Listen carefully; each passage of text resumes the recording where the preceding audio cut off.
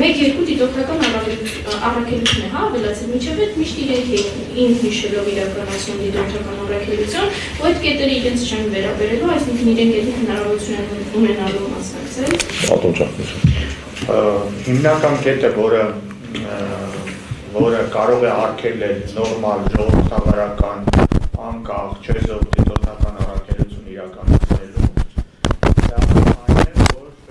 քարոզչություն կամ հակաքարոզչության համար որևէ սահմանափակում ժամանակային դրված չի։ Եվ ամեն ինչը թողնված է սուբյեկտիվ մոտեցման վրա, կենտրոնական ընտրական հանձնաժողովի վրա։ Իսկ դա, նորից եմ ասում, քանի որ որոշակի գրված չի օրենքի մեջ, ցանկացած դիտորդական առաքելություն, որ կուզենա իրականացնել օրինակ առաջիկա ազգային ժողովի ընտրություններում իր դիտորդական առաքելությունը, նրան ուղղակի կարող են մերժել, որովհետև կարող են ասել, որ այդ դիտորդական առաքելության մեջ կա մեկը, մի դիտորդ, որը սրանից օրինակ մի քանի տարի առաջ այսպիսի Facebook-յան գրառում է արել օրինակ։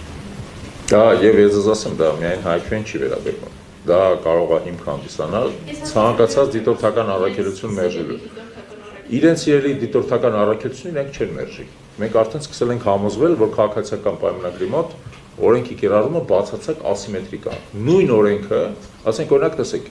մենք ունենք դեռ Գյումրիի քաղաքապետը եւ Վաղարշապատի նախկին քաղաքապետը մեղադրում են համանման հոդվածներով։ Գյումրիի քաղաքապետը կալանավորված է, Վաղարշապատի քաղաքապետը կալանավորված չի։ Օրենքը բացարձակ ասիմետրիկ կիրառում ունի քաղաքացիական պայմանագրի ժողովրդավարության բաստիոն կոչվող երկրում։ Բացարձակ ասիմետրիկ յուրայինների համար դա մի կերպ է կիրառվում,